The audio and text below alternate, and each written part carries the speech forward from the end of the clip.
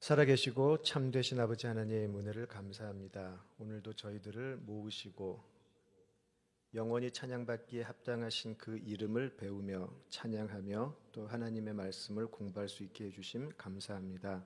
하나님 나라를 소망하고 하나님 찬양하기를 원하는 하나님의 백성들에게 성령께서 함께하여 주셔서 주기도문에 담겨있는 놀라운 비밀과 놀라운 뜻을 우리 모두 알게 하시고 우리들의 기도, 우리들의 신앙의 생활이 변화될 수 있도록 인도하여 주시옵소서. 예수님 이름으로 기도드립니다. 아멘. 계속되는 산상수훈 내용을 가지고 또 나눔을 가질 텐데요. 산상수훈에서 오늘은 주기도문 마지막 시간이 되겠습니다. 우리 먼저 본문을 다시 읽죠. 우리 마태복음 6장 9절에서 13절입니다. 마태복음 6장 9절에서 13절 같이 읽겠습니다. 자, 같이 읽겠습니다. 그러므로 너희는 이렇게 기도하라. 하늘에 계신 우리 아버지여, 이름이 거룩히 여김을 받으시오며 나라가 임하시오며 뜻이 하늘에서 이루어진 것 같이 땅에서도 이루어지이다. 오늘 우리에게 일용할 양식을 주시옵고 우리가 우리에게 죄 지은 자를 사하여 준 것 같이 우리 죄를 사하여 주시옵고 우리를 시험에 들게 하지 마시옵고 다만 악에서 구하시옵소서. 나라와 권세와 영광이 아버지께 영원히 싸움나이다. 아멘. 산상수훈을 처음 시작할 때, 지난 학기에 처음 시작할 때 제가 굉장히 반복해서 드렸던 그 당부가 있었어요. 그게 뭐였냐면, 팔복의 내용은 참 멋있고 좋은데 과연 팔복의 내용이 우리들의 현실적인 삶에서 어떠한 의미를 가질까를 한번 고민해 보자고 제가 말씀을 몇 번 반복해서 드린 적이 있어요. 팔복의 내용은 심령이 가난하고 애통하고 온유하고 의에 줄이고 목이 마르고 천국이 너희 것이 될 것이고 너희가 하나님의 아들이 될 것이고 참 좋고 멋있는 내용들이에요. 그죠? 굉장히 좋은 내용들인데 과연 심령이 가난한 것, 의에 줄이고 목이 마른 것, 그런 것들이 사실 내 삶 속에서, 내 매일매일의 삶 속에서 이것이 경험되어지느냐는 거죠. 굉장히 어느 종교든 우리에게 해줄 수 있는 그런 참 듣기 멋있는 이야기로 끝나는 것이 아닐까라는 걱정이 있었어요. 사실 지금도 있고. 왜냐하면 제 스스로가 신앙생활을 하다 보면 팔복은 항상 거쳐가는 것이지만 과연 내가 팔복을 공부는 하지만 내 삶 속에서 이 팔복의 진짜 의미를 살아가고 있나라고 물어본다면 사실 자신이 없었거든요. 동일한 이야기를 또 하게 돼요. 주기도문 역시 우리가 예수님께서 가르쳐 주신 기도문, 주기도문을 우리는 신앙생활 처음부터 배우죠. 처음부터 배우고 외우고 우리가 신앙생활을 하면서 정말 언제나 우리가 같이 하나님께 구하는 기도이기는 한데 과연 우리가 이 주기도문 때문에 우리 기도의 생활이 바뀌고 주기도문 때문에 우리가 하나님을 더 알아가고 주기도문 때문에 우리가 삶의 어려움을 이겨내고 또 소망을 할 수 있는 힘이 되고 그렇게 될까라는 질문을 계속 하게 돼요. 역시 제 자신이 주기도문은 세례받기 전에 반드시 외워야 되는 중고등부 때 사도신경과 함께 외워야 되는 두 가지 중에 하나였고요. 주기도문에서 하늘에 계신 우리 아버지, 이름이 거룩히 여김을 받으시고 하나님의 뜻이 땅에서도 이루어지고 이런 것들이 참 좋은 말이기는 한데 과연 그것이 내가 살아가는 나의 하루하루의 삶 속에서 얼마나 이것이 의미가 있고 내가 그 기도를 드리기 위해서 치열하게 한번 싸워봤냐는 거죠. 자, 굉장히 고상하고요. 굉장히 멋있는 기도문 같지만 과연 주기도문은 나에게 그냥 신앙생활을 하면서 외우는 기도, 예배를 패할 때 같이 읊는 그런 기도, 거기에 지나지 않았나 그런 반성을 자꾸 하게 되는 것이죠. 우리가 지난주에 주기도문의 그 첫 번째 부분을 이제 나눴어요. 하나님이 하늘에 계시고 나라가 임하시면 좋겠고 그죠? 하나님의 이름이 거룩하게 되면 좋겠고, 그죠? 그런 거를 쭉 했었어요. 과연 이런 그 부분들이 우리 기도 생활에 얼마나 많은 변화를 가져다 주고 이것이 정말 우리 신앙의 깊은 곳을 터치를 했는지 한번 생각을 좀 해봤으면 좋겠어요. 이 기도를 처음 받았던 초기 기독교 공동체에서는 이 주기도문은 굉장히 힘이 있는 영적인 기도였다고 제가 말씀을 드렸어요. 악귀가 들렸던 축사 때에도 이 기도문이 계속해서 반복되어서 외워졌었고요. 이것이 중세 시대로 가게 되면 많은 사람들이 모든 기도의 시작을 주기도문으로 했었어요. 그리고 개인의 삶 속에서도 항상 주기도문은 처음과 끝이 되고 늘 하나님의 말씀을 묵상할 때 따라왔던 부분이 바로 주기도문이었었어요.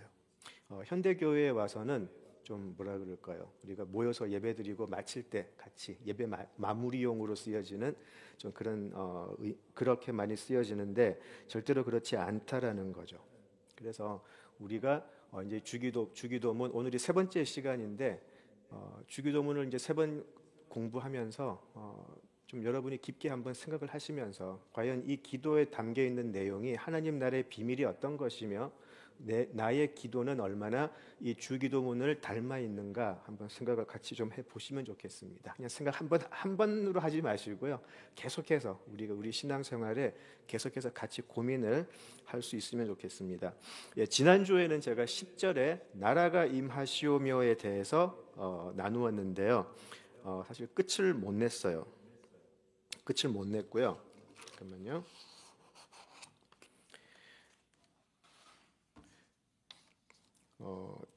주기도문의 모든 내용이 중요한데 많은 학자들이 이 나라가 임하시옵소서를 사실은 주기도문의 핵심으로 보고 있어요. 다 중요하지만 굳이 핵심을 꼽으라면 왜 그러냐면 이해할 수 있죠. 당연하죠. 산상수훈이라는 맥락 속에서 주기도문이 나왔는데 산상수훈 자체가 예수님이 하나님 나라를 가르치시기 위한 설교였잖아요. 그죠? 자, 산상수훈이 하나님 나라를 가르치기 위한 것이었는데 거기에 나오는 주기도문 안에서 그 나라가 임하시옵소서라는 기도가 가장 중요한 부분이다라는 것은 쉽게 이해할 수가 있죠. 다시 말하면 우리 기독교인의 궁극적인 신앙의 목표가 뭘까에 대해서 생각을 해보자는 거죠. 예수 천국, 불신 지옥? 틀린 말 아니에요. 맞는 말이에요. 그죠? 그게 다냐는 거죠. 그죠? 그게 다냐는 거죠. 죽어서 천국 가는 거 맞겠지만 그게 다냐는 거죠. 그죠? 내가 예수 믿어서 죽으면 부활해서 하나님 그 천국에서 영원히 살 수 있다. 틀린 말은 아니지만 그게 다냐는 거죠. 그게 다라면 예수님은 오셔서 3년 동안 사역을 하시면서 설교하시고 이적을 보이시고 표적을 보이시고 할 필요가 없었죠. 바로 십자가로 가셨으면 됐는데 때가 참에 그죠? 예수님은 하나님 나라에 대해서 공생애를 시작하시고 나서 십자가에 달리기 전까지 하나님 나라를 선포하시는 것으로 시간을 다 보내셨어요. 그죠? 자, 우리 역시 우리 신앙의 궁극적인 목표는 우리가 하나님의 은혜로 택하심 받고 구원을 받아 하나님 나라를 소망하고 살아가는 것이죠. 우리는 굉장히 많은 경우에 이 하나님 나라를 늘 잊어버리고 살고 있어요. 그래서 우리는 예수님 믿고 바로 죽으면 바로 천국 가니까 큰 상관은 없겠지만 우리는 예수님 믿고 이 세상을 또 살아가야 돼요. 그죠? 참, 이 세상을 살아가는 동안에 우리는 그 하나님 나라를 소망하고 하나님 나라를 지향하고 그리고 이미 우리에게 임한 하나님 나라의 백성으로 살아야 된다. 이것이 사실은 우리 신앙의 가장 궁극적인 목표가 되고 소망이 되어야 돼요. 자, 우리 요한복음으로 한번 가볼게요. 요한복음 18장으로 한번 가보겠습니다. 요한복음 18장 36절, 37절을 한번 볼게요. 요한복음 18장 36절에서 37절입니다. 같이 읽으시죠. 예수께서 대답하시되 내 나라는 이 세상에 속한 것이 아니니라. 만일 내 나라가 이 세상에 속한 것이었더라면 내 종들이 싸워 나로 유대인들에게 넘겨지지 않게 하였으리라. 이제 내 나라는 여기에 속한 것이 아니니라. 빌라도가 이르되 그러면 내가 왕이 아니냐? 예수께서 대답하시되 내 말과 같이 내가 왕이니라.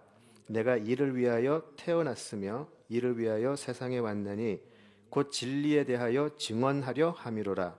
무릇 진리에 속한 자는 내 음성을 듣느니라 하신대. 예, 우리가 잘 알고 있는 빌라도가 예수님을 지금 신문하고 있는 광경이에요. 그죠? 그 모습이에요. 빌라도가 예수님에게 물어요. 네가 유대인의 왕이냐라고 물어보죠. 그때 예수님은 I am이라고 이야기하세요. 그죠? I am이라고 이야기하세요. 자, 그래서 예수님은 유대인의 왕인데 그 유대인의 왕의 의미가 다르다는 것을 지금 우리가 방금 읽은 이 구절에서 설명을 해주고 계세요.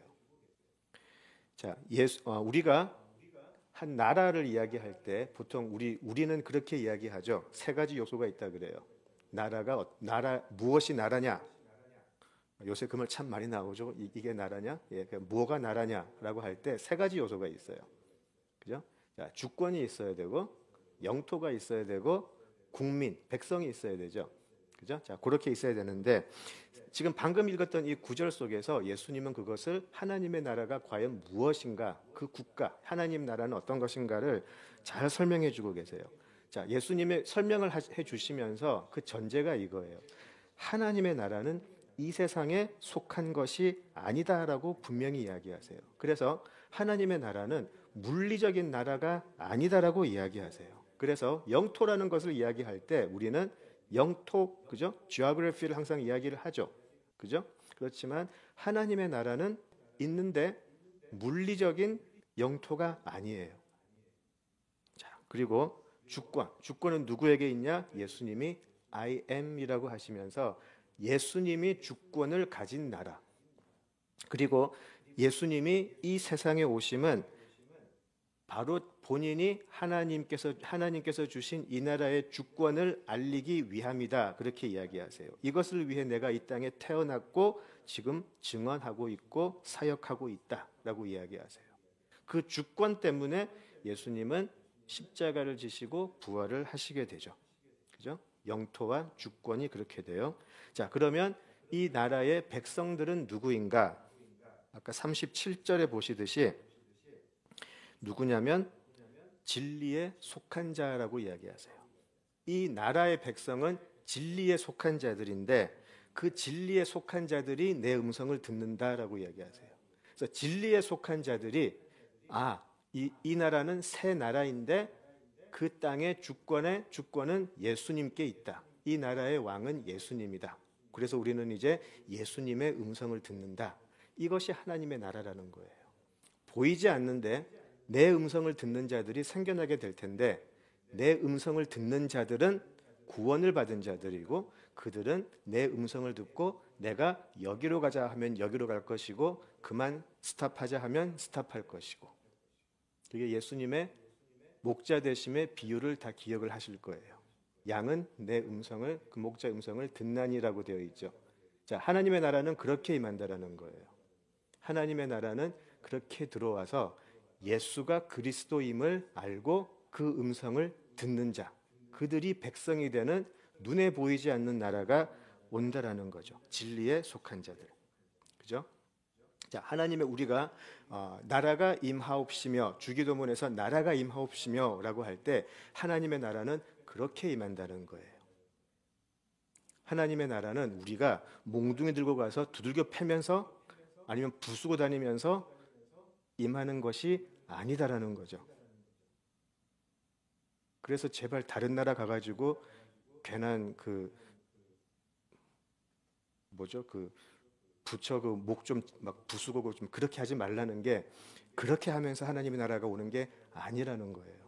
하나님의 나라는 그렇게 오지 않아요.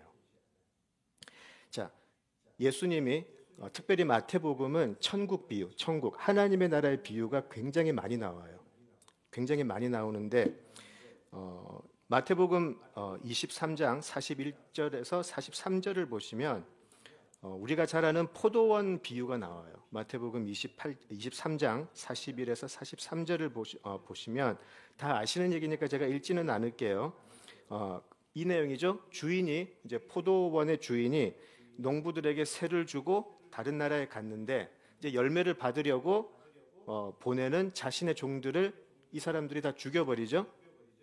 그래서 급기야는 자신의 아들까지 보내는데 그 아들마저 죽여버리죠. 그 아들마저 죽여버리고 자신들이 그 주인의 그 포도원을 가져가려고 그래요. 자, 그때 포도원 주인은 이렇게 되죠. 제가 마지막 절을 제가 읽어볼게요. 요거를 41에서 43장을 보시면 이렇게 되어 있어요. 그 상황을 다 이야기하신 후에 예수님께서 그러면 포도원 주인이 어떻게 해야 할까? 아들까지 죽여버리는 이 상황 속에서 그러면 포도원 주인은 어떻게 해야 할까? 그렇게 하시면서 이렇게 말씀하세요. 그러면 포도원 주인이 올 때에 그 농부들을 어떻게 하겠느냐? 그들이 말하되 그 악한 자들을 진멸하고 포도원은 제때에 열매를 바칠 만한 다른 농부들에게 새로 줄지니이다. 예수께서 이르시되 너희가 성경에 건축자들이 버린 돌이 모퉁이의 머릿돌이 되었나니 이것은 주로 말미암아 된 것이요 우리 눈에 기이하도다 함을 읽어본 일이 없느냐. 그러므로 내가 너희에게 이르노니 하나님의 나라를 너희는 빼앗기고 그 나라에 열매 맺는 백성이 받으리라. 이렇게 이야기하세요. 하나님의 나라가 처음에는 그렇지 않았어요. 근데 그들이 계속해서 주인이 보내는 종들을 죽이고 아들마저 죽여버리고 난 후에는 그 포도원 주인이 이제 그들을 진멸하러 가요. 진멸하러 가서 악한 자들을 진멸하고 이제 그 땅을 포도원을 열매를 맺을 수 있는 다른 사람들에게 주어버리겠다라고 이야기를 하시죠. 그죠? 자, 물론 이 악한 자는 1차적으로는 이스라엘이에요. 이 당시에. 그래서 이스라엘 너희들에게 주었는데 내가 이때까지 보냈던 선지자들을 다 죽여버린 너희들. 선지자들의 이야기를 듣지 않고 선지자들을 죽여버린 너희들. 이제 조금 있으면 그 아들까지 죽여버릴 너희들. 이제 내가 이 하나님의 나라를 열매 맺을 수 있는 이방인들에게, 이방인이든 유대인이든 그 아들을 받아들이는 사람들에게 내가 주겠다. 그 첫 번째 비유가 있어요. 그 첫 번째 의미가 있어요. 그죠? 자, 그들이 누굴까요? 이제 예수님께서 십자가에서 달려 돌아가시면 이제 그 나라의 백성들은 유대인이건 이방인이건 아무 구별이 없어지는 것이죠. 누구에게? 진리에 속한 자들에게, 그리스도를 알아보는 자들에게, 그들에게 이제 하나님의 나라를 주겠다라고 하시는 거예요. 하나님의 나라는 그렇게 임한다라는 거예요. 들어와서 하나님의 나라를 거부하는 사람이 있을 것이고 하나님의 나라를 받아들이는 사람이 있을 거예요. 거기에는 어떠한 인종적인 배경이나 어떤 인간의 어떠한 조건도 문제되지 않아요. 단 하나, 진리에 속했나, 그리스도에게 속했나, 그것만 문제가 될 거예요. 그래서 이 나라가 임하시옵소서라고 구하는 것이 주기도문의 핵심이 되는 거죠.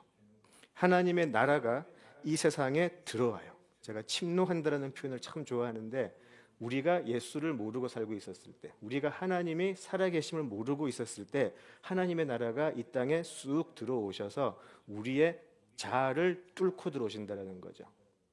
악한 자를 진멸하시면서 들어온다고 그랬잖아요. 자, 그것이 우리 각자 한 사람 한 사람이 이때까지 가장 중요하게 생각하고 있었던 자아, 내 욕심, 내 만족, 내 평안, 이런 자아들을 깨뜨리면서 하나님의 나라가 들어온다라는 말이에요. 만약에 하나님의 나라가 이렇게 들어오는데 이것을 끝까지 거부하는 자들에게는 하나님의 진노하심이 있을 것이다. 그것인 것이죠.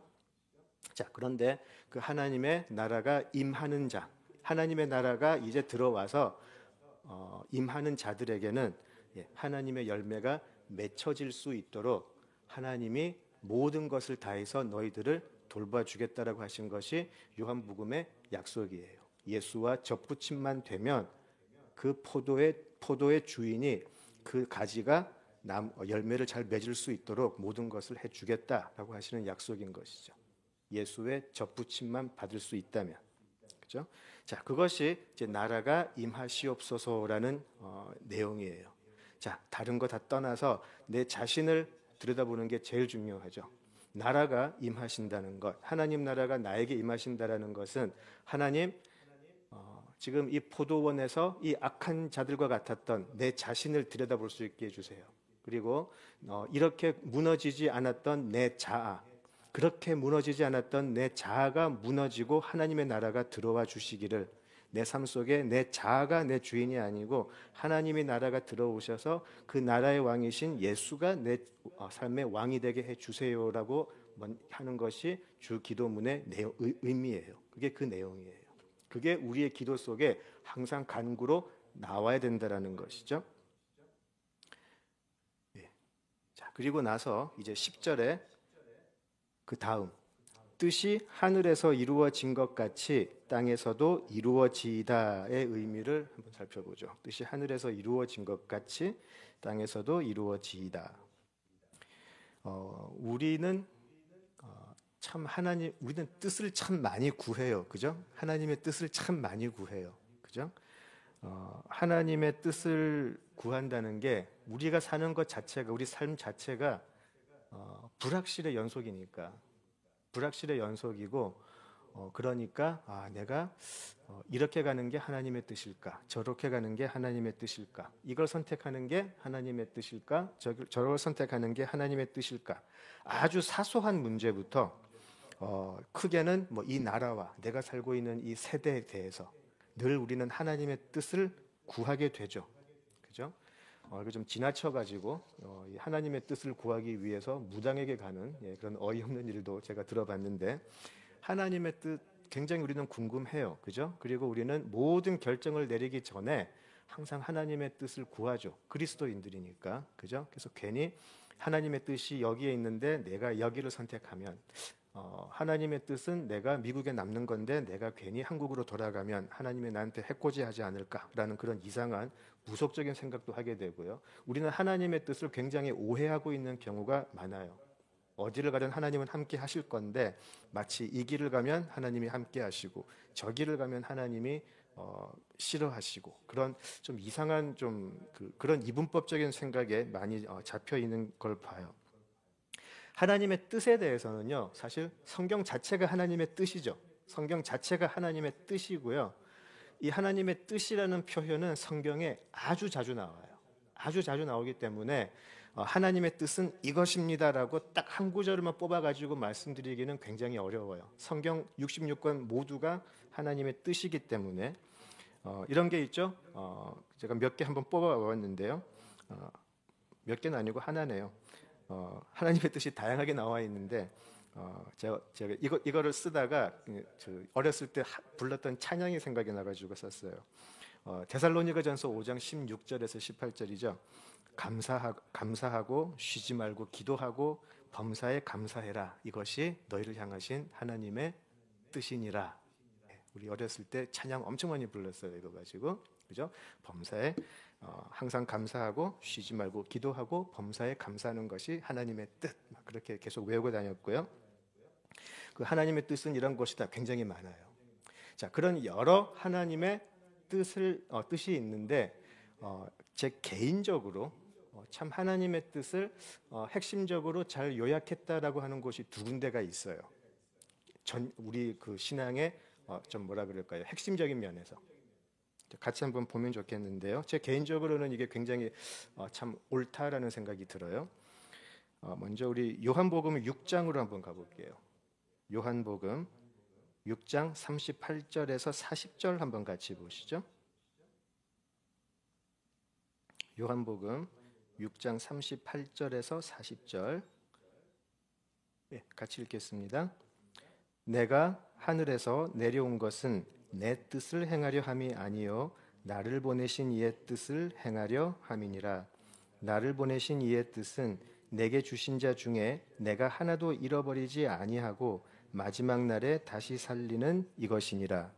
내 아버지의 뜻은 아들을 보고 믿는 자마다 영생을 얻는 이것이니 마지막 날에 내가 이를 다시 살리리라 하시니라.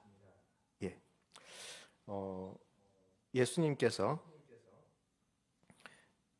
우리가 잘 알고 있는 오병이어의 기적 이후에 하신 말씀이에요.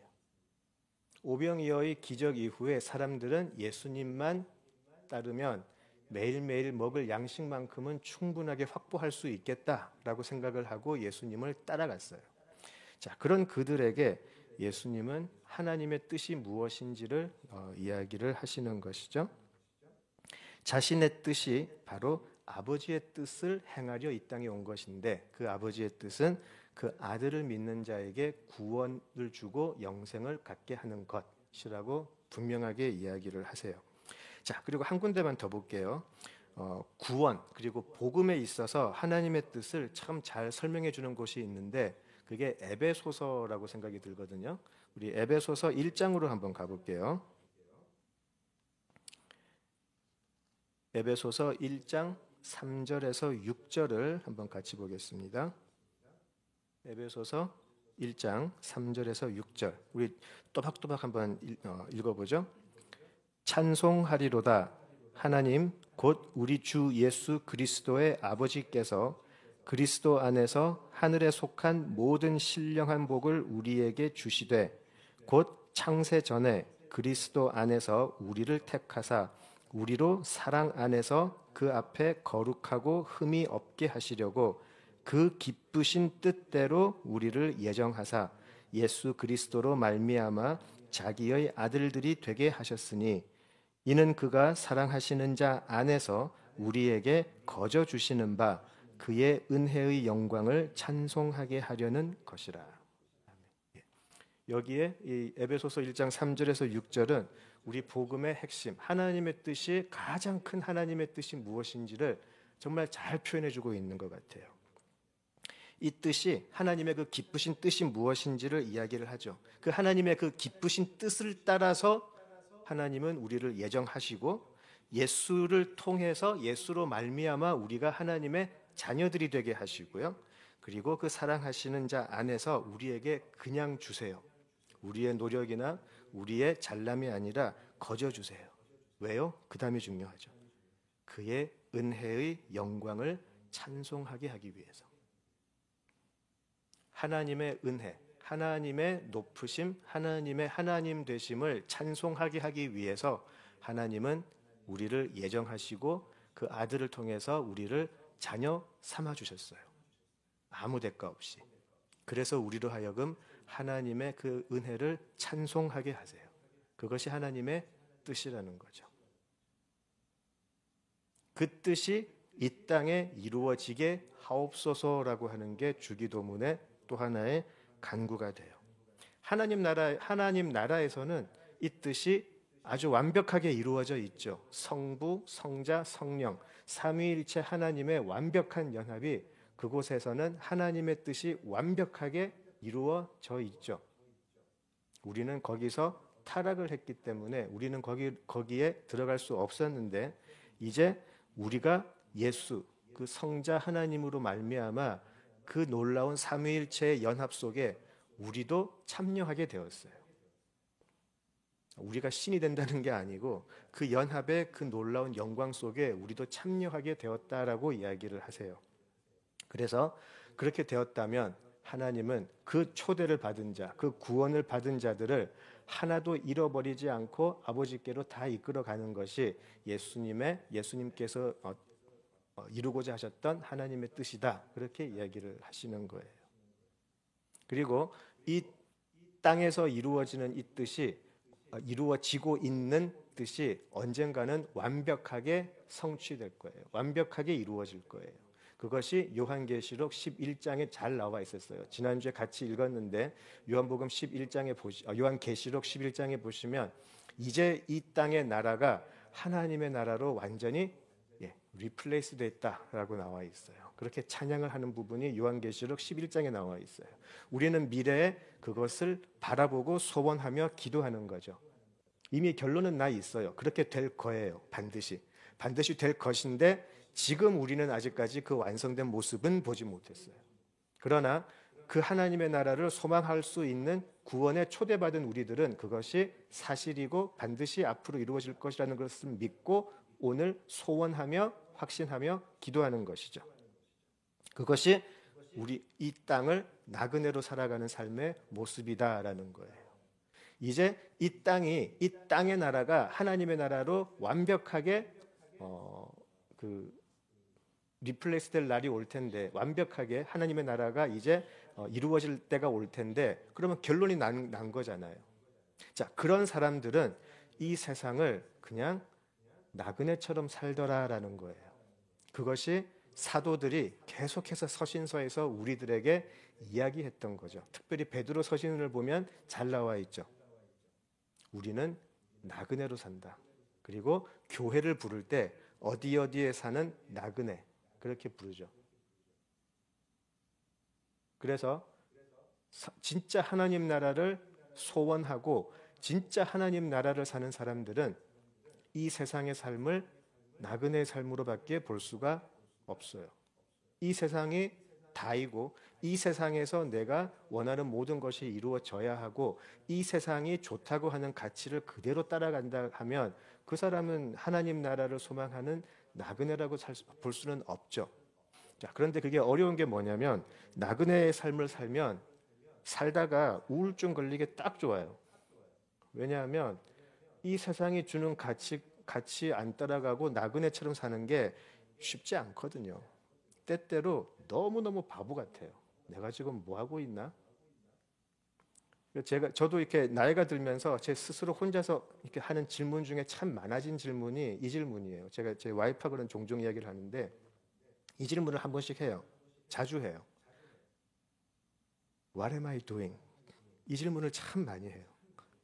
내가 지금 뭐 하고 있나? 그 생각을 참 자주 해요. 내가 젊었을 때는, 내가 20대 때, 30대 때는 뭘 보고 살고 있었나? 어떻게 살고 있었나? 지금은 난 뭐 하고 있나? 그 질문을 자꾸 하게 돼요. What am I doing? 자꾸 물어보게 돼요. 여러 가지 이유가 있겠지만 여러 가지 이유 중에 하나는 이거예요. 점점 살면서 세상의 가치관에 제가 자꾸 빠져들고 있다는 생각이 들 때가 한두 번이 아니에요. 제가 젊었을 때는요, 정말 나는 무슨 일이 있어도 나는 성경의 가치관 그대로 하나님의 나라를 쫓아서 살 거다라고 정말 자신 있게 생각하고 막 했었는데 살면서 애들 낳고 나이 들면서 살다 보니까 그게 너무 힘들어지더라고요. 너무너무 힘들어졌었어요. 그러면서 나그네의 삶이 아니고 그냥 이 땅의 백성, 이 땅에 살다가 이 땅에서 죽고 없어질 사람처럼 살고 있는 제가 자꾸 보이는 거예요. 자꾸 그 속에서 괴로워하죠. 그래서 이 기도가 참 저 개인적으로는 굉장히 좀 간절하게 다가와요. 제 삶 속에서 하나님 나라의 뜻이 이루어지기를 소원합니다라는 게 굉장히 저한테는 개인적으로는 굉장히 절실하게 다가와요. 하나님의 뜻이 제 삶 속에서 그 하나님의 나라가 이루어지지 않으면 그냥 한때 열심히 살았던 종교인으로 그냥 인생이 끝날 것 같아요. 그게 너무너무 두려운 거죠. 그게 굉장히 무서워요, 사실. 살면서 하나님의 나라가 더 이 땅에서 제 삶 속에서 이루어지고 그리고 점점 더 나그네 같은 삶을 살면 좋겠는데 그놈의 욕심은 또 왜 자꾸 생기는지 너무너무 사람을 힘들게 해요. 채워지지 않는 욕심 때문에 우울증 걸리기 정말 좋죠. 예, 공황까지는 아닌지 모르겠지만 굉장히 그 마음속에 갈등이 올 때가 많이 있어요. 우리는 그런 싸움을 싸우게 되는 거죠. 그래서 우리 그리스도인들은 이미 이긴 싸움이지만 매일매일 이 기도를 할 수밖에 없어요. 하나님의 도움이 아니면 우리는 까딱 잘못하면 그냥 이 땅의 사람으로 살아갈 수밖에 없기 때문에 그런 것이죠. 그래서 우리는 진리에 속한 자라면 나라가 임하시고 뜻이 하늘에서 이루어진 것처럼 이 땅에서도 이 제 삶 속에서도 이루어지기를 소원합니다라고 기도할 수밖에 없어요.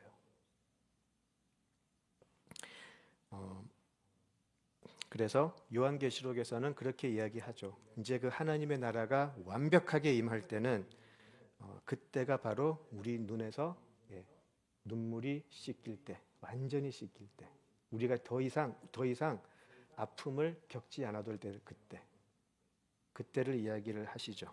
그래서 우리는 완벽하게 하나님의 첫 창조의 모습으로 되돌아갈 거예요. 하나님과 완벽한 교제 속에서 가장 기쁜, 하나님과의 가장 기쁜 그 교제의 자리로 돌아갈 수 있을 거예요. 우리는 그것을 보고 사는 사람들이죠. 그것을 보고 사는 사람들이죠. 예. 자, 괜찮으신가요? 예. 넘어갈까요? 예. 그 다음에 11절로 갈게요. 자, 11절은 이제 하나님 나라가 임하기를 기도하고 하나님의 그 나라의 뜻이 이 땅에서도 이루어지기를 기도한 후에 11절에서는 오늘날 우리에게 일용할 양식을 주시옵고라는 기도를 가르치세요. 자, 오늘날 우리에게 일용할 양식을 주시옵고라고 이제 하는데 이 부분은 사실 두 가지로 해석이 가능해요. 먼저 우리가 잘 알고 있는 보편적으로 하는 해석은 이런 것이죠. 우리가 기도할 때에 물론 우리가 처음에 도입부에서 했던 것처럼 정말 영적인 것을 먼저 구하죠. 하나님 나라를 구하고 하나님 뜻을 구하고 하지만 우리는 이 세상을 살아가야 하는 육적인 사람이기 때문에 예수님은 육적인 필요도 채워달라고 하나님께 기도하라라고 가르치신 것이다 라고 많이 알고 있어요. 그죠? 예, 보편적으로 그렇게 많이 알고 있어요. 틀린 거 아니에요. 틀린 거 아니고 그렇게 하셨을 것 같아요. 특별히 이제 그 일용할 양식이라는 게 영어로는 daily bread죠. 일용할 양식, daily bread인데요. 사실 일용할 양식이라는 표현이 성경 속에서 잘 나오는 표현은 아니에요. 근데 이제 우리가 일용할 양식이라고 하면 이렇게 금방 연상되는 건 있어요. 일용할 양식. 큐티하는 책 말고. 만나가 생각이 나죠. 그죠? 광야 시절에 만나가 생각이 나죠. 자, 만나는 하루하루 충분할 정도로만 딱 왔다가 없어지고요. 그죠? 그리고 사람들이 그것을 쌓아 놓을 수는 없었어요. 그죠? 그날 먹을 수 있는 만큼만 구하고 챙기고 쌓아 놓지를 못하게 하셨죠. 자, 일용할이라는 그 표현이 있어요. 양식은 양식인데 오늘날 일용할 양식. 자, 그래서 오늘 하루를 살아가기에 충분한 만큼만 이제 하나님께 구하는 거예요. 그죠? 자, 이 일용할이라는 단어가 굉장히 근데 많은 의미가 있대요. 한번 잘 들어보세요. 물론 우리가 잘 알고 있는 그 daily, everyday, daily라는 표현이 있어요. 일용할, 일용할. 자, 그런데 또 그 단어의 의미에는 왜 이게 중요하냐면 이 기도를 딱 그 당시에 사람들이 들었을 때 무슨 생각을 했겠느냐를 생각해 보는 게 중요하기 때문에 그래요. daily라는 말도 있고 from above라는 말도 있어요. from above. 위에서부터. 자, 위에서부터 오는 양식을 우리에게 주시옵고라고 한다면 위에서부터. 저하고 요한복음 같이 공부하신 분들은 이 말을 들으면 금방 또 연상되는 것이 있을 거예요. 요한복음 3장에서 예수님께서 니고데모에게 너희가 성령으로 거듭나지 아니하면이라고 이야기하시죠. 그죠? 하나님 나라를 볼 수 없다라고 얘기하시잖아요. 그죠? 그래서 우리는 이제 성령으로 거듭나지 아니하면인데 이게 사실은 하늘로부터 from above, 위로부터 거듭나지 않으면이라는 뜻이 사실은 더 강해요. 성령으로 거듭나면이라는 걸 우리는 번역을 했는데 자세히 공부하면 사실 이게 하늘로부터 from above로 거듭나지 않으면이라는 표현이 있어요. 마찬가지 만나도 from above, 위에서부터 내려오는 양식. 그러니까 우리가 만들어낼 수 없는 양식, 오직 하나님의 은혜로 주어지는 양식, 그런 의미도 있어요. 그래서 전통적으로 이 부분을 어떻게 해석을 하냐면 우리가 매일 살아갈 때 필요한 우리 존재를 위한 육의 양식을 주시옵소서라고 기도하는 것으로 알고 있어요. 여기서 이제 조금 더 나가서 이제 또 많은 분들이 또 그런 또 성경 공부나 설교하실 때 또 그렇게 가시더라고요. 그러니까 우리가 살면서 필요한 게 있으면 무조건 기도해라. 예수님도 그렇게 가르치셨다. 꼭 양식만 말하셨겠나? 우리가 필요한 게 있으면 기도하면 예수님께서 다 이해하시고 들어주신다. 예, 뭐 들어주시겠지만 이제 번영 신학으로 가기 딱 좋은, 딱 좋은 오해할 수 있는 그런 가르침이에요. 자, 우리는 육으로 살아갈 수밖에 없는 존재이기 때문에 우리가 매일 먹고 살아갈 수 있는 만큼의 그 양식을 주세요라는 표현. 그래서 예수님은 우리의 육적인 필요도 간과하지 않으시고 그것도 너희들이 당연히 구해라. 그렇게 가르치셨다. 이제 우리가 그렇게 많이 알고 계실 거예요. 많이 알고 계시기 때문에 제가 더 하지는 않을게요. 이 부분에 대해서는.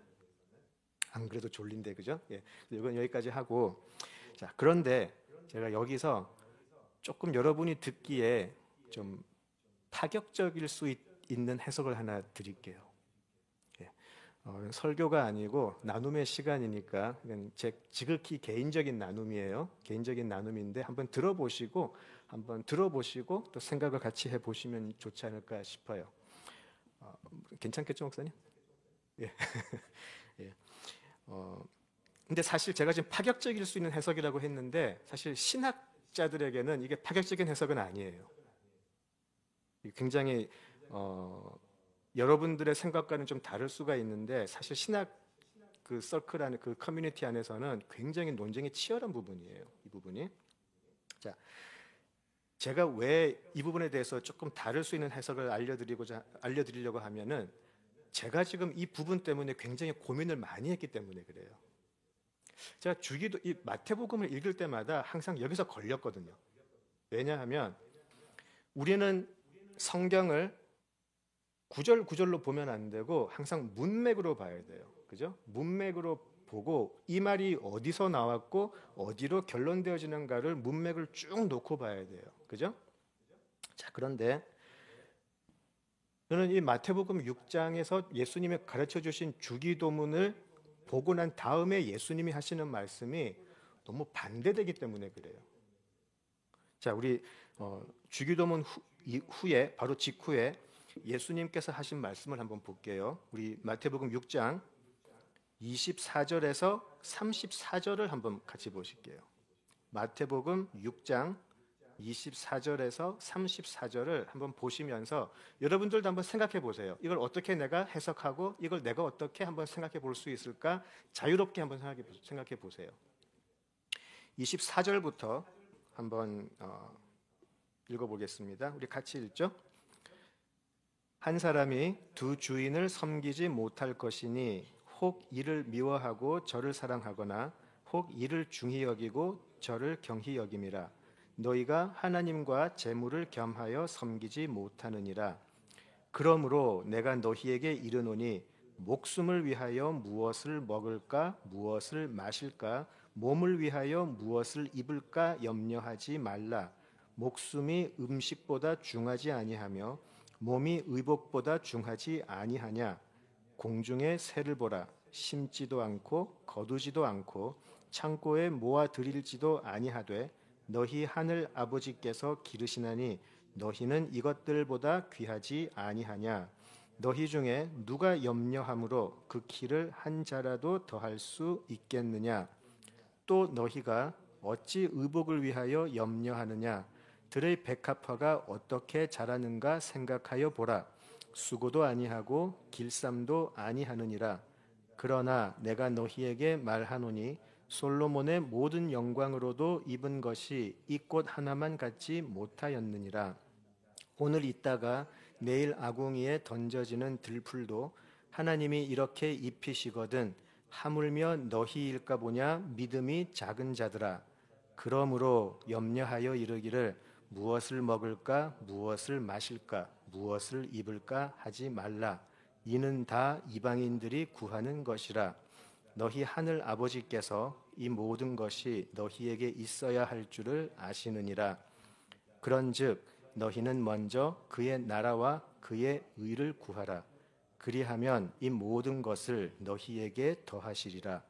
그러므로 내일 일을 위하여 염려하지 말라. 내일 일은 내일이 염려할 것이요 한날의 괴로움은 그날로 족하니라.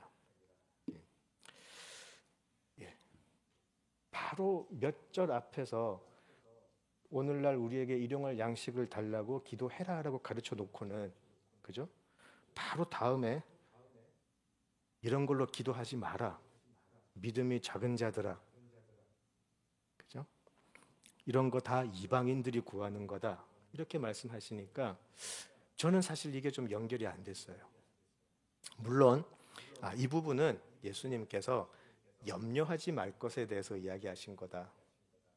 과한 욕심으로 미리 염려하지 말고 그냥 마음 편하게 그거는 하나님 다 알아서 해주시는 거니까 니들은 그런 거 염려하지 말고 하나님의 나라가 임할 수 있도록 기도해라. 이제 그렇게 또 해석을 할 수 있어요. 맞는 말이겠죠?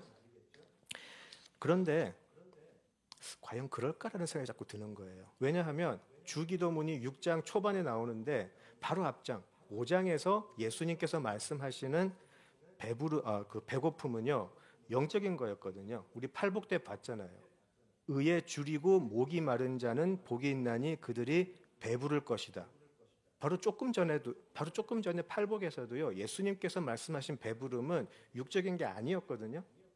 그리고 주기도문에서는 오늘날 우리에게 일용할 양식을 주시옵소서 해놓고 몇 절 뒤에 가서는 에이 믿음이 적은 자들아 그런 걸로 염려하지도 말고 기도도 하지 마. 그렇게 얘기하시니까 조금 전문 용어로 거시기했어요. 해결이 안 되더라고. 그러니까 뭔가 무슨 의미인지는 알겠는데 뭔가 이렇게 좀 시원하게 팍 뚫리지가 않더라고요. 좀 많이 이 부분을 통해 이 부분에 대해서 좀 공부를 좀 많이 했었거든요, 사실. 근데 이제 한 가지 이제 제가 기분이 좀 괜찮았던 것은 괜한 걱정은 아니었구나. 그러니까 굉장히 많은 분들이 비슷한 주제로 공부를 많이 하셨더라고요. 이 부분에 대해서 어떻게 이거를 연결시켜야 되나, 뭔가 여기에 디스크레펀시가 좀 보인다. 어떻게 이걸 우리가 해석할 수가 있을까라고 공부하신 분들이 굉장히 많았어요. 자, 그런데 제가 또 발견한 놀라운 게 하나 있는데 특별히 요즘 이제 공부하시는 그 신학분들이 이 부분을 이렇게 해석을 해요. 오늘날 일용할 양식을 주시옵소서라고 우리가 이제 주기도를 하잖아요. 그런데 이 오늘날이라는 단어가 굉장히 애매한 단어래요, 사실. 이 오늘날이 today라는 말이 분명히 있대요. today라는 말이 분명히 있고, 그래서 오늘 내가 살아남을 수 있는 양식을 주시옵소서라는 말이 분명히 의미가 있대요. 거기에 대해서는 부인을 하지 않는데 이게 시제가 되게 불분명하대요. 제가 지난주에 시제에 대해서 이야기했죠. 주기도의 본문에서는 시제가 분명하지 않다고. 과거일 수도 있고 현재일 수도 있고 미래일 수도 있다라고 제가 말씀을 드렸잖아요. 이 오늘날이라는 단어가 오늘날 일용할 양식이 될 수도 있고요. 내일 내가 일용할 양식을 미리 구할 수 있는 것으로도 해석이 충분히 가능하대요. 더 나아가서 내일을 넘어서 앞으로 다가올 시대에 대한 말로도 해석이 가능하대요. 앞으로 다가올 새로운 시대의 양식을 주시옵소서. 파격적이죠. 왜 중요하냐면 지금 이 오늘날 우리에게 일용할 양식을 주시옵고라는 기도를 하기 전까지 예수님이 가르쳐 주신 기도는 뭐죠? 다가오고 있는 하나님 나라였잖아요. 그죠? 다가오고 있는 하나님의 나라를 가르치셨다가 갑자기 오늘날 우리가 육으로 먹을 양식을 주시옵소서가 사실은 오히려 문맥에 더 어울리지 않는다라는 거죠.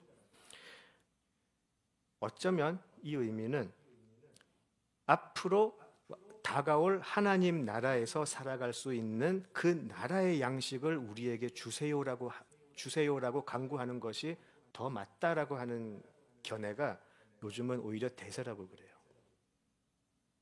저를 굉장히 지금 이단 보듯이 지금 보는 눈초리가 지금 여기저기 지금 보이고 있는데 절대로 아니에요. 이건 제가 만들어낸 이론이 아니고 실제로 지금 신학 특별히 신학계에서는 그렇게 해석이 되고 있어요.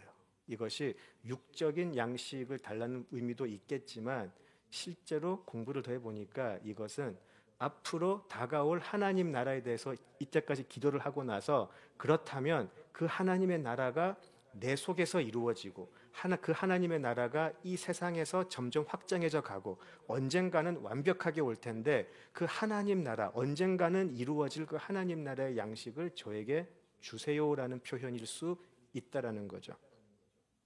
그래서 우리가 이제 하나님 나라의 백성이 되었으니까, 우리는 이 세상의 사람이 아니라 하나님 나라의 백성이 되었으니까 그 나라의 양식을 우리에게 주세요라고 해석하는 게 오히려 맞지 않나라고 보는 것이죠. 요한복음 6장 49절에서 예수님이 이렇게 말씀하세요. 요한복음 6장 49절에서 이렇게 말씀하세요. 너희 조상들은 광야에서 만나를 먹었어도 죽었거니와, 그렇게 이야기하세요. 예수님은 이미 우리가 바로 쉽게 연상을 했던 데일리 브레드, 만나에 대해서 네 조상들은 만나를 먹어도 죽었지라고 얘기하세요. 근데 예수님이 우리에게 그 만나를 달라고 기도를 가르치실까 생각할 수 있죠. 예수님이 우리에게 무슨 양식을 주시려고 하셨는데 우리는 먹고 죽은 만나를 구하게 되는 것일까? 아니면 새롭게 다가오는 하나님의 나라의 양식을 주소서라고 기도를 가르치신 것이라면 마태복음 6장 전체 내용과는 오히려 더 잘 어울려요. 오히려. 그래서 그 결론이 6장 33절에서 그런즉 너희는 뭐죠? 먼저 그의 나라와 그의 의를 구하라. 그리하면 이 모든 것을 너희에게 더하시리라. 너희들이 양식을 육의 것을 구하지 않아도 그런 것들은 그냥 하나님이 더해 주실 것이다 라고 가르친 것일 수 있다라는 거죠. 그래서 저는 개인적으로 이렇게 해석을 했었어요.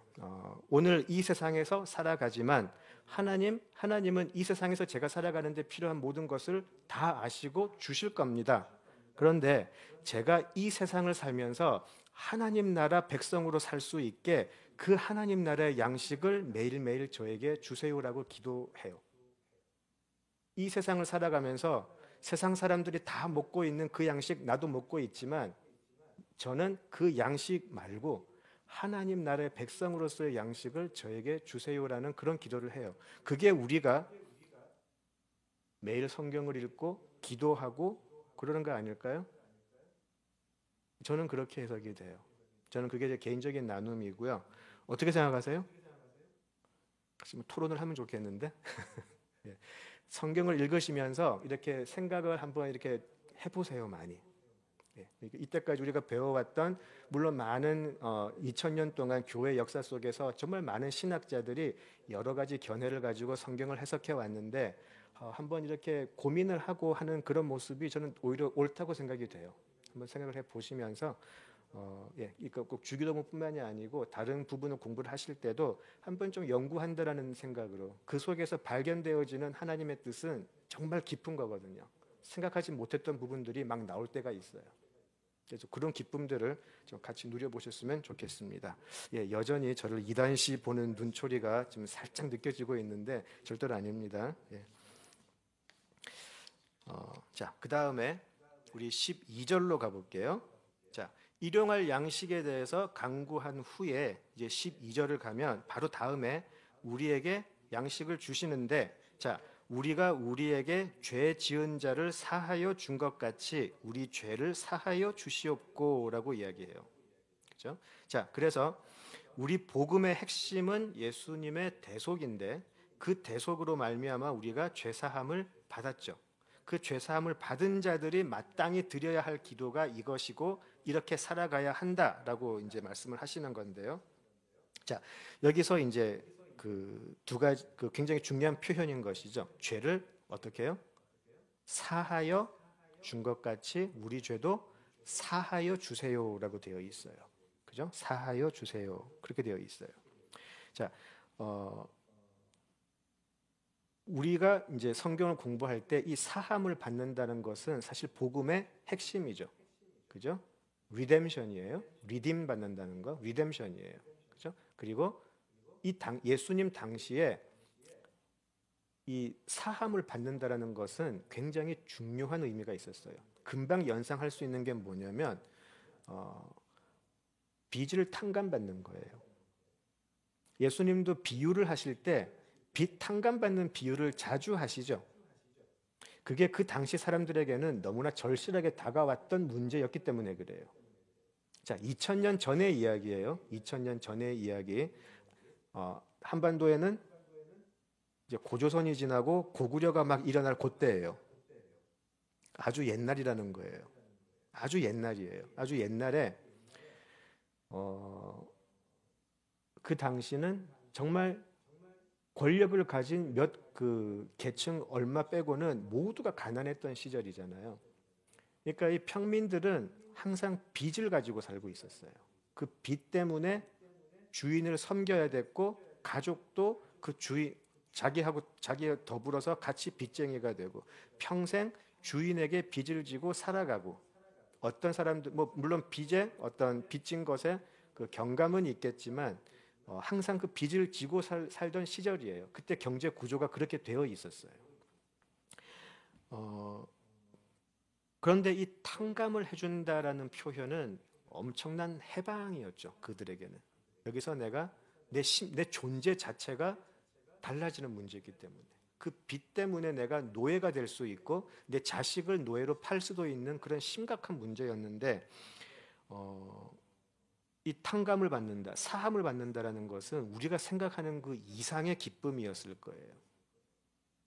크레딧 카드 빚이 엄청 많은데 이것이 확 폴기브가 되고 난 기쁨도 엄청 클 텐데 이거는 존재하고는 상관이 없잖아요. 그 당시는 자기 자신의 존재하고 상관이 있던 부분이에요. 자, 이것을 탕감받는다라는 거예요. 그러니까 그 사람들에게 무엇을 그 빚진 것에 대해서 사함을 받는다라는 것은 엄청난 의미가 있었어요. 자, 그런데 예수님께서는 지금 이렇게 얘기하세요. 너희들이 기도할 때 내가 다른 사람의 빚을 탕감시켜 준 것처럼 우리 하나님께 진 그 빚도 탕감해 주세요. 그렇게 기도하라고 가르치시는 거예요. 그죠? 구약에서는 희년이라는 기쁨이 있었는데 이제 우리가 서로에게 희년의 기쁨을 베풀고 우리도 하나님께 그 해방의 기쁨을 주세요라고 기도하라는 것이죠. 자, 그래서 이제 로마서 1장 14절에서 바울이 이런 말을 해요. 제가 읽어드릴게요. 로마서 1장 14절에 바울이 이런 얘기를 해요. 헬라인이나 야만이나 지혜 있는 자나 어리석은 자에게 다 내가 빚진 자이니라 그렇게 이야기를 해요. 자기가 빚진 자이다 그렇게 이야기를 해요. 그리고 이 빚진 자라는 표현은 바울 서신서 다른 곳에서도 좀 볼 수 있어요. 바울은 평생 이 빚진 자의 생각으로 살고 있었어요. 하나님 앞에서 바울은 자신이 하나님 앞에 자기가 감당할 수 없는 죄를 지고 살아가는 사람이라는 것을 발견하게 되었어요. 담메색 도상에서 그 일이 있고 난 후에 자기가 감당할 수 없는 죄를 지고 있었는데 예수님이 자기의 죄를 단번에 탕감시켜 주었다라는 그 기쁨을 가지고 있던 사람이에요. 그리고 그 죄의 무게가 얼마나 어마어마했던 건가를 깨달은 후에요. 근데 도저히 감당할 수 없는 이 자신의 죄의 무게를 예수님이 다 대신 탕감해 주신 거기 때문에 그때부터 바울에게는 빚진 자의 의식이 생기기 시작했어요. 나는 오히려 예수의 원수로 살고 있었는데 예수를 핍박하던 사람이었는데 이런 나에게서 죄값을 탕감시켜 주었구나. 나는 하나님께 빚진 자가 되고 그리고 돌아보니 다른 사람들 헬라인이나 이방인이나 야만인이나 다른 사람들을 보았을 때 나는 저들에게도 빚진 자가 되었다. 그런 마음을 생기게 된 거죠. 그것 때문에 바울은 어떤 핍박이 있어도 자기는 그 하나님께서 주신 소명을 다하는 데 있어서는 내 목숨도 아깝지 않게 생각한다. 그렇게 말을 할 수 있었던 것 같아요. 제가 개인적으로 또 알고 있는 분이 있는데 그분은 이제 제가 여러분에게 누구라고 이야기를 하면 금방 알 수 있는 분이 한 분이 있어요. 제가 이름은 말씀을 안 드릴 텐데 제가 그분하고 이제 2년 전에 이제 알고 지낸 지는 오래됐는데 2년 전에 이제 같이 이게 식사할 기회가 있었거든요.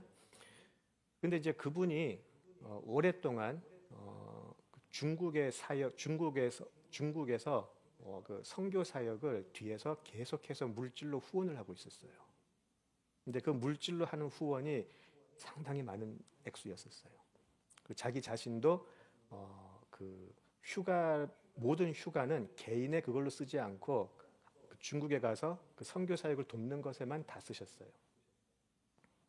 자, 그리고 나서 이제 그분이 이제 중국에 이제 이제 그 문이 자꾸 닫히면서 이제 그분이 이제 그 동남아시아 쪽으로 이제 눈을 돌리기 시작을 했어요. 제가 그때 이제 한국에서 만나서 같이 이야기를 했는데 그 동남아시아에서 이제 하시고자 하시는 일을 제가 가만 들어보니까 저러다가 저분 망하겠다라는 생각이 들었어요. 그분은 사실 굉장히 좀 유명하신 분이에요. 굉장히 유명하신 분이고, 근데 그분이 거기에다가 그냥 쏟아붓는 돈이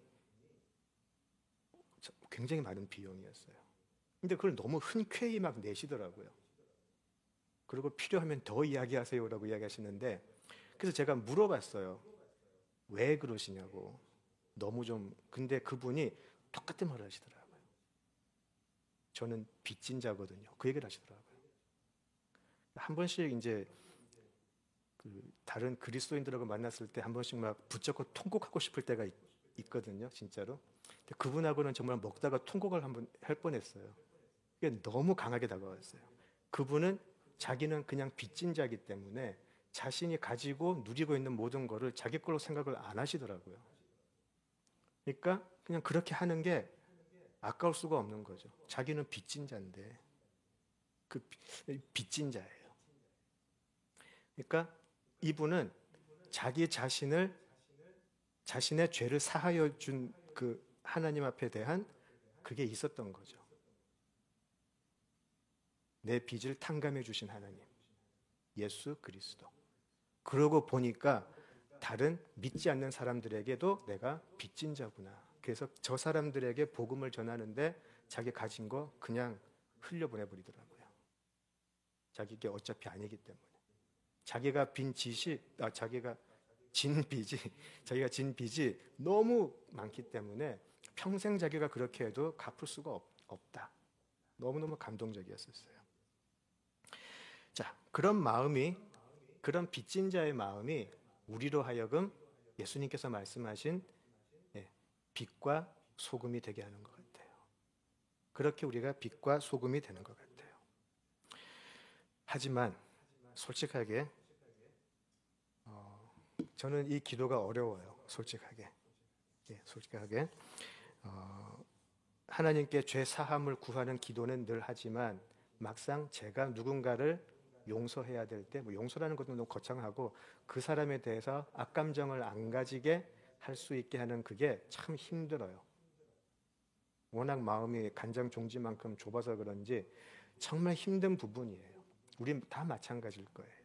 우리 그리스도인들이 비그리스도인들과 다른 가장 결정적인 곳이 저는 여기지 않을까 생각이 돼요. 용서할 수 있는 마음. 왜냐하면 우리는 너무나 큰 용서를 받은 사람들이기 때문에 우리는 남들도 용서할 수 있는 마음을 가질 수 있는 거. 힘들죠. 예. 그렇지만 그렇게 기도하라라고 가르치세요. 같이 기도하자고요, 우리. 제가 여기서 이렇게 떠든다고 해서 제가 이걸 다 할 수 있겠습니까? 예, 못하지만 같이 이렇게 기도하자고 나누는 거예요. 저한테도 너무 어렵기 때문에. 자, 그런데 예수님께서는 또 이 부분에 대해서 너무 직접적으로 얘기도 한번 하셨어요. 여러분이 굉장히 무서울 수 있는 말씀을 하셨는데 마태복음 18장 35절에서 이런 말씀을 하세요. 마태복음 18장 35절에서 이렇게 얘기하세요. 너희가 각각 중심으로 형제를 용서하지 아니하면 내 천부께서도 너희에게 이와 같이 하시리라. 끝.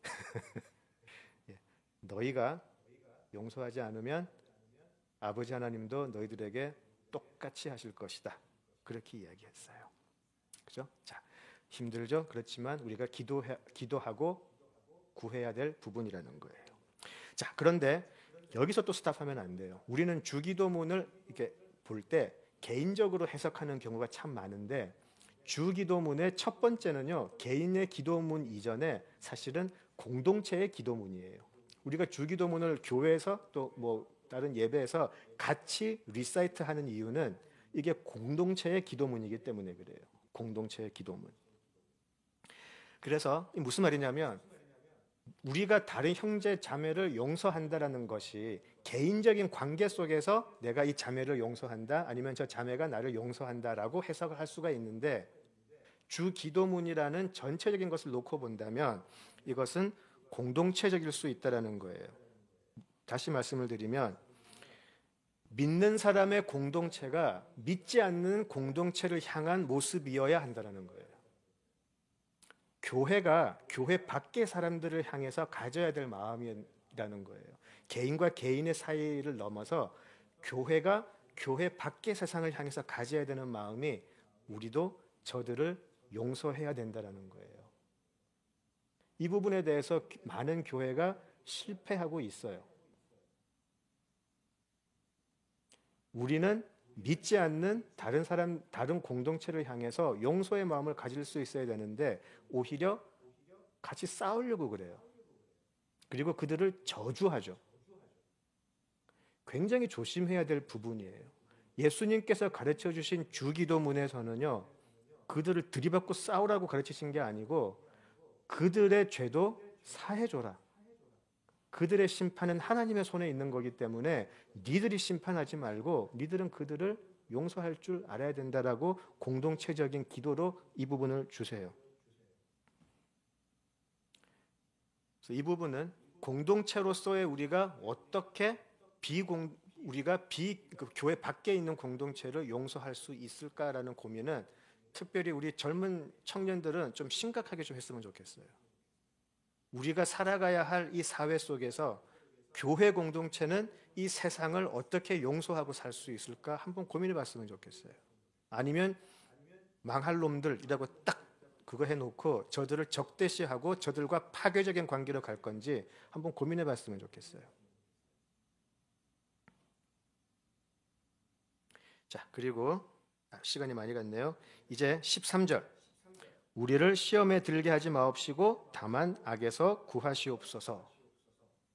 송명전의 이제 마지막 부분이에요.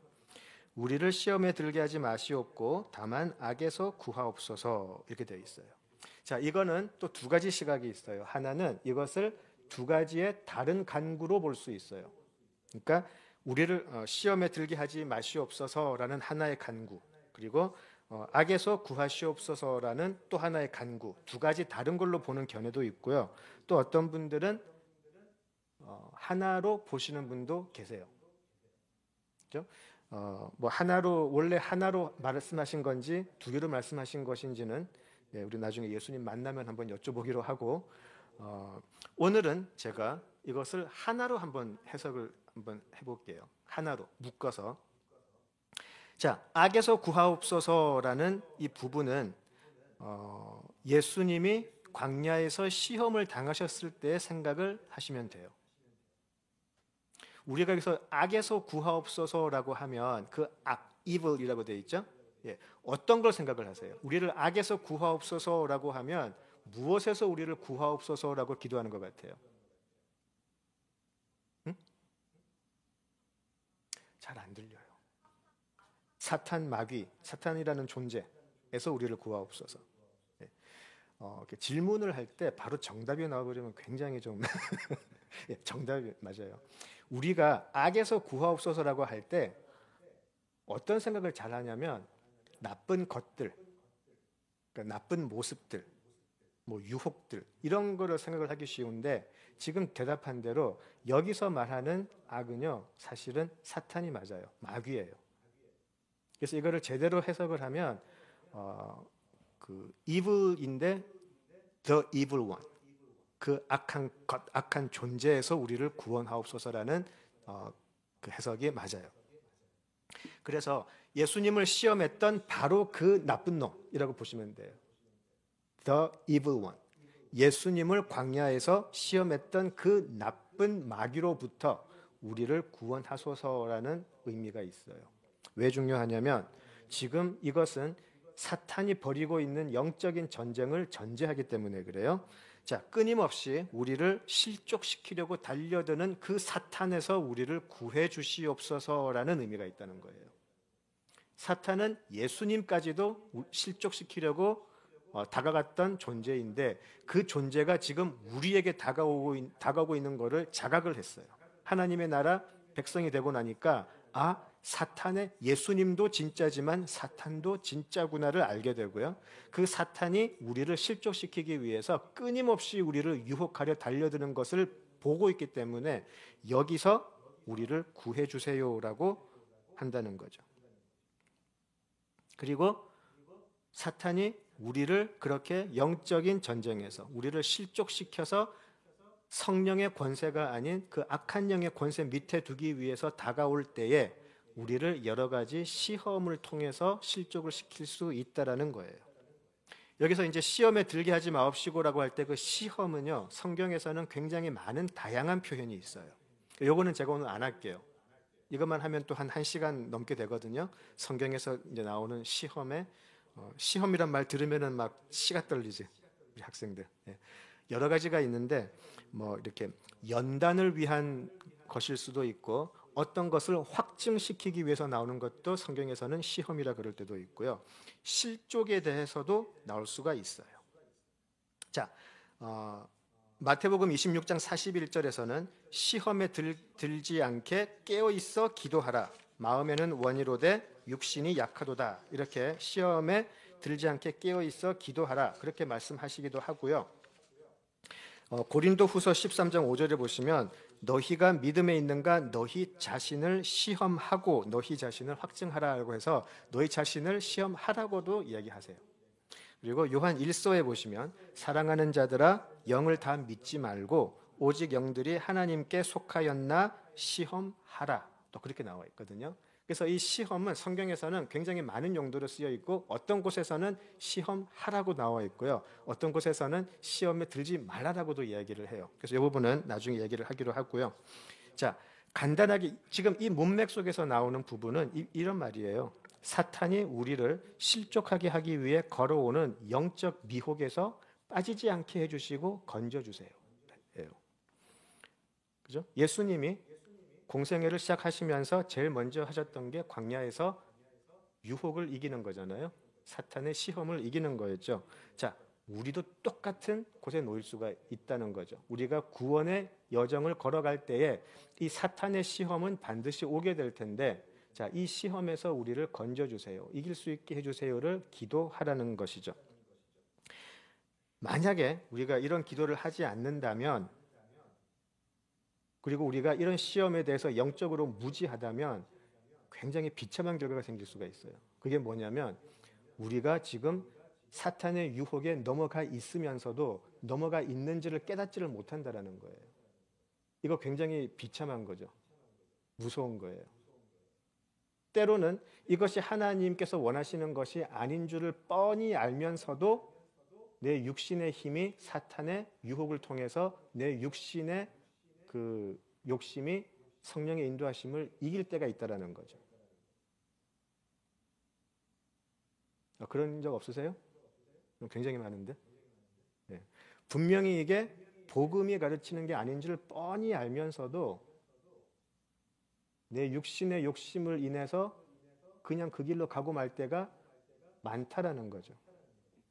알면서 할 때도 있고 어쩔 때는 전혀 그것을 걸려 있음에도 악한 영의 권세 아래 들어가 악한 영의 미혹에 빠졌음에도 알지도 못할 때도 있다라는 거예요. 그래서 이거는 굉장히 중요한 일이에요. 그래서 예수님은 주기도문에서 이 영적인 전쟁에 대해서 이야기를 하시는 거예요. 시험에 들게 하지 마시옵고 다만 악에서 구하옵소서. 저를 그 악한 영의 미혹에 빠지지 않게 지켜주시고 혹시라도 제가 그 미혹의 길을 가고 있다면 저를 그 악한 영에서 건져주십시오 라고 기도하는 거죠. 왜 주기도문이 초기 기독교인들이 축사할 때 했는지 이제 아시겠죠? 굉장히 영적인 기도문이에요.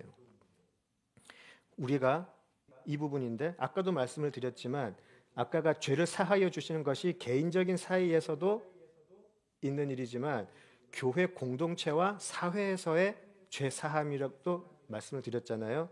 똑같은 거예요. 우리가 내 자신이 시험에 빠지지 않게, 내 자신이 혹시라도 미혹의 길을 가고 있다면 나로 하여금 분별해서 나올 수 있게 해주세요. 기도를 해야 돼요. 주기도를 통해서. 또 하나는 우리 믿는 공동체가, 교회가 세상의 미혹의 길로 가지 않게 기도해야 돼요. 우리 교회가 혹시라도 사탄의 유혹에 빠져 있는데 못 나오고 있다면 여기서 건져달라고 기도를 해야 돼요. 그게 어저께 제가 청년들에게 얘기했던 부흥의 시작이에요. 부흥의 시작이 되려면 우리가 지금 어디에 있는가를 정확하게 알아야 돼요. 혹시라도 우리 교회가 미혹의 길에 빠져 있는데 우리는 모르고 있는 거 아닐까? 생각해야 돼요. 그리고 혹시라도 하나님이 가르쳐 주신 것은 아니지만 다른 이유 때문에 우리 교회가 이쪽 길로 가고 있다 그러면 주기도를 통해서 우리는 다시 제자리로 돌아와야 돼요. 개인적인 것이 뿐만이 아니고 공동체적인 것이에요. 그리해야 기독교는 개독교의 자리에서 다시 올바른 기독교로 갈 수 있다는 거예요. 주기도문에 지금 담겨 있는 내용은 굉장히 엄중한 경고이기도 해요. 우리에게. 그래서 악한 영의 세력에 놓이지 않게 우리를 지키시고 구원하여 주소서. 거기까지가 원래 주기도문의 내용이에요. 이제 그 후에 대개 나라와 권세와 영광이 아버지께 영원히 있사옵나이다라는 송령이 들어있어요. 기도문의 마지막에 하나님을 찬양하고 하나님을 이름을 높이는 송령이 들어가 있어요. 이제 또 그런 송령의 부분은 성경에 또 많이 나와 있어요. 특별히 우리 유다서 마지막에도 있죠. 능히 우리를 구원하사 거침이 없게 하시고 우리를 그 영광 앞에 흠이 없이 기쁨으로 서게 하실 이라고 하면서 찬양하는 송령이 있는데, 이런 송령들은 예전에 초기 기독교인들이 예배를 하거나 같이 기도를 하고 같이 늘 했던 거예요. 이 송령은 굉장히 정말 아름다운 그 전통이에요. 송령이. 자, 그렇게 해서 우리가 이 주기도를 통해서 예수님이 무엇을 가르쳐 주셨나, 우리에게. 과연 그 하나하나의 구절 속에서, 기도 하나하나 속에서 우리의 기도는 어떻게 변해야 되고 우리의 하나님 나라에 대한 소망은 어떻게 변해야 되는가를 가르쳐 주셨어요. 자, 이제 아까 처음으로 돌아가 볼게요. 이 주기도문이 여러분의 기도와 여러분의 신앙을 어떻게 변화를 시킬 수 있을까요? 한번 고민을 해보시면서 여러분 각자의 신앙의 삶 속에서 이 주기도문에 기초한 여러분의 개인적인 기도와 간구, 그리고 우리 공동체의 기도와 간구가 나오면 좋겠어요. 그래서 우리 각 개인도 그렇고 우리 공동체도 그렇고 하늘에 계신 하나님 앞에 기도하면서 하나님 나라가 임하시기를 기도하며 하나님 나라 백성으로 살 수 있는 양식을 구하고, 우리가 이 세상에 대해서 우리가 그들을 용서할 수 있고 하나님의 이름으로 용서할 수 있고, 우리가 그들을 위해서 우리가 빚진 자로서 나아갈 수 있고, 우리가 그러나 그런 모든 과정 속에서 악의 세력에 유혹받지 아니하고 하나님의 말씀하신 그리스도의 복음만 지키며 살아갈 수 있도록 기도하는 것. 이 기도가 예수님께서 가르쳐 주신 주기도문이에요. 여러분이 기도하실 때 막힐 때 있죠. 기도는 하고 싶은데 할 수 없을 때 그냥 주기도문 하세요. 괜찮아요. 아니, 오히려 하세요. 일부러라도 하세요. 주기도문을 하시고, 그리고 주기도문을 바탕으로 해서 여러분의 기도문을 만들어 보세요. 그런 것들이 정말 영적이고 파워풀하고 하나님의 뜻에 합당한 기도가 되지 않을까 싶습니다. 여기까지 이제 우리 주기도문 마치도록 하고요. 우리 기도하고 마치도록 하겠습니다. 아버지 하나님, 은혜를 감사합니다. 저희들에게 예수님의 그 주의 기도문을 가르쳐 주심을 참으로 감사합니다. 예수님께서 가르쳐 주신 그 기도가 우리들의 기도와 간구가 되게 하시고, 그 기도가 구하고 있는 그 모든 것들이 우리 각자의 삶 속에서, 우리 공동체에서 온전히 이루어지기를 소원합니다. 예수님께서 가르쳐 주신 그 기도가 이루어지는 것, 우리가 확신하고 기도할 때에 하나님 우리를 만나 주시고 우리들의 삶이 하나님의 은혜로 풍성해질 수 있도록 인도하여 주시옵소서. 예수님 이름으로 기도드립니다. 아멘.